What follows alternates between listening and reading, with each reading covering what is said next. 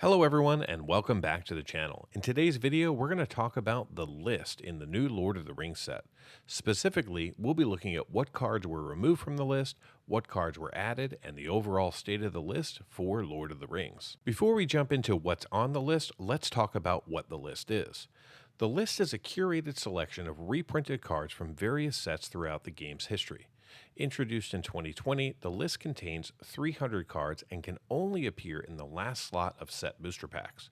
These reprints are mechanically and visually the same as their original printing, with the exception that the cards from the list will feature a Planeswalker symbol in the lower left-hand corner of the card.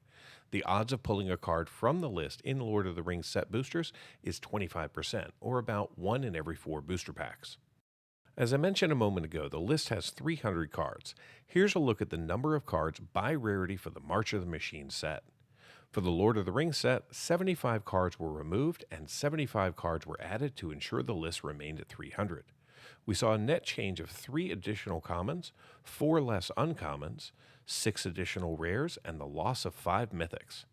And while I can't predict the market value of the cards added to the list, I can look at the market value of the 225 cards that did not move off the list and compare their list version to the market prices of their original printing. On average, across the 225 cards, the list variant is worth about 94% of its original printing. Yes, there are anomalies out there which do result in the list price being 1/10 the original value or 5 times the original. These are generally caused by low sales volumes.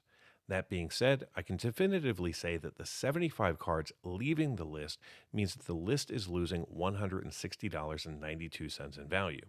And I can estimate that the 75 cards entering the list should be valued around $119.05 combined. This is based upon the 94% rating of their original printing price. This means a net loss for the list of $41.87.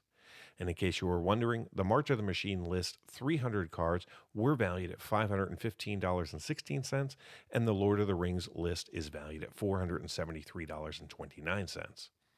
Now, this really shouldn't matter too much because unless you were planning on buying 1,200 set booster packs to get the 1 in 4 list pulls, and we're hoping for 0 duplicates, completing a full set of the list would be nearly impossible. So why does this matter and what the heck happened?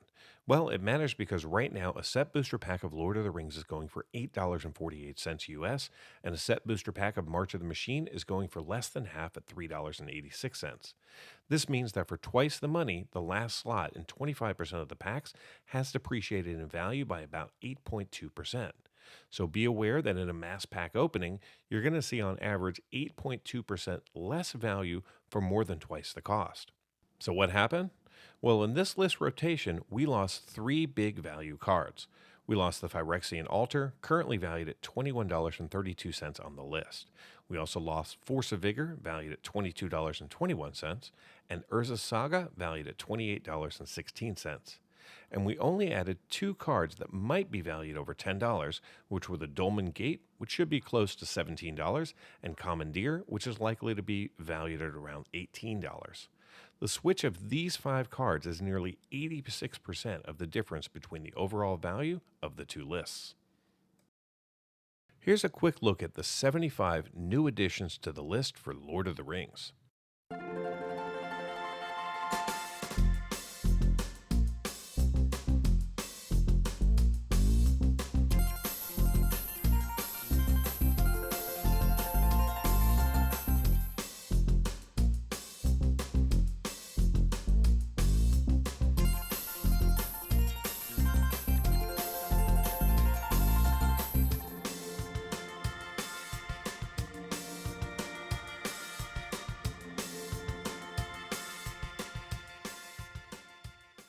And here's a look at the 225 cards that were available on the March of the Machines list that remain unchanged. Feel free to pause the video at any time to take a look at the details even further.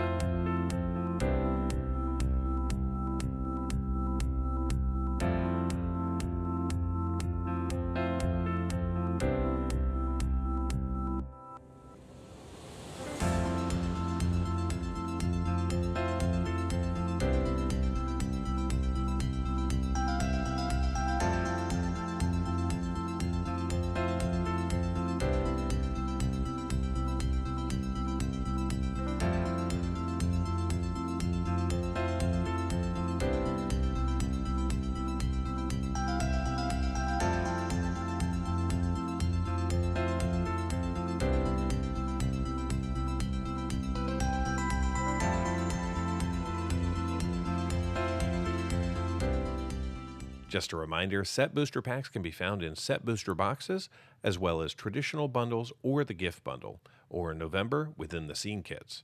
And if you're planning a purchase of any Magic the Gathering product, I encourage you to open the description of this video to find my affiliate links and online stores.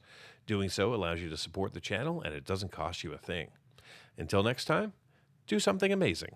Get early access to videos, download the analysis for every box open on the channel, and personally DM me, just like these fine people, all by becoming a member of the channel through YouTube or over at mtgboxanalysis.com. You'll find links in the description. Until next time, do something amazing.